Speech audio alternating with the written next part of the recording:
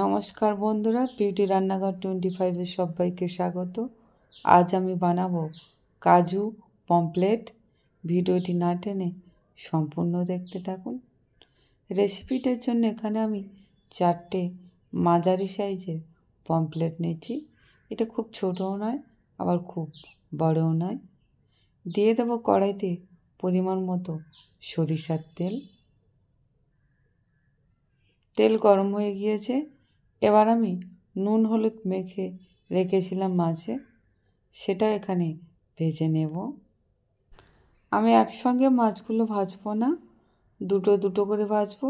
আর মাছগুলোতে আমি শুধু নুন আর হলুদ মেখে রেখেছিলাম।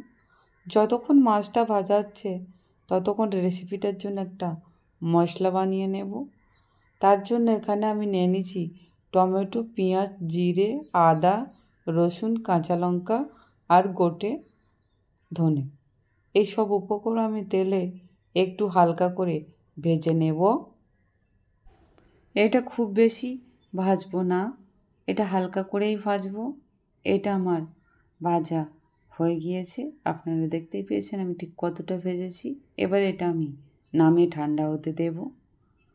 এ পর্যায়ে মাছগুলো ভাজা হয়ে গিয়েছে, আর পমফ্রেট মাছগুলো আমি বেশি ভাজবো না, এটা আমি তুলে নেব।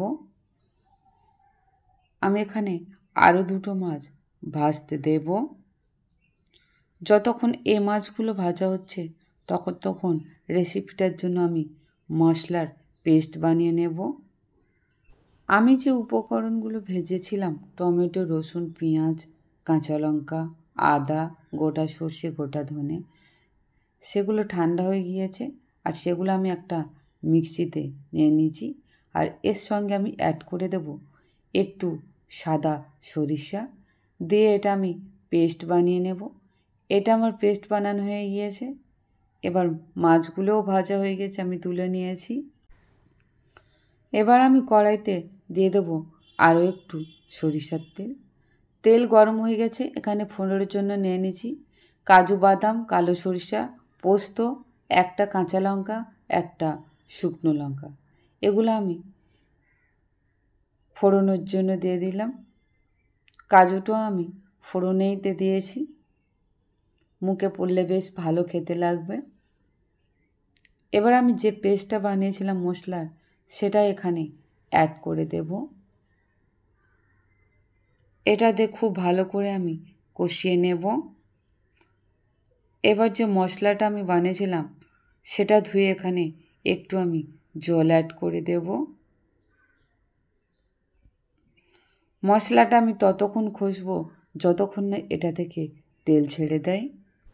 এবার এখানে আমি অ্যাড করে দেব পরিমাণ মতো লঙ্কা গুঁড়ো, দিয়ে দেব পরিমাণ মতো হলুদের গুঁড়ো। এখানে যে যেমন ঝাল খেতে ভালোবাসে সেই অনুযায়ী ঝাল দেবেন। দিয়ে এটা খুব ভালো করে আমি কষিয়ে নেব। মশলাটা আমার খুব ভালো করে কষানো হয়ে গিয়েছে, আপনারা দেখতেই পেয়েছেন বন্ধুরা। মশলা থেকে তেলও ছেড়ে দিয়েছে। এবার এখানে আমি অ্যাড করে দেব সামান্য জল। জলটা আমি এখানে বেশি অ্যাড করব না, অল্পই দেব। এবার এটা আমি কিছুক্ষণ হতে দেব। এখানে আমি অ্যাড করে দেব স্বাদ অনুযায়ী নুন। নুনটা দিয়ে আমি আরও কিছুক্ষণ ফুটতে দেব। গ্রেভিটা ফুটে উঠেছে। এবার এখানে আমি ভেজে রাখা মাছগুলো অ্যাড করে দেব। আমি এখানে কোনো কালার মশলা দিইনি বা কাশ্মীরি লঙ্কা দিইনি, তবুও কালারটা ঠিক কতটা সুন্দর হয়েছে দেখুন বন্ধুরা। গ্রেভিটা থেকে তেলও ছেড়ে দিয়েছে। এটা আমার হয়ে গিয়েছে। এবার এটা আমি নামিয়ে নেব। আমার কাজু পমফ্রেট রেডি। আমার এই রেসিপিটা আপনাদের কেমন লাগলো তা অবশ্যই কমেন্ট করে জানাবেন বন্ধুরা। রেসিপিটি ভালো লাগলে লাইক, কমেন্ট, শেয়ার, সাবস্ক্রাইব অবশ্যই করবেন। আর বেশি বেশি করে শেয়ার করে দেবেন। ভালো থাকবেন, সুস্থ থাকবেন। ধন্যবাদ।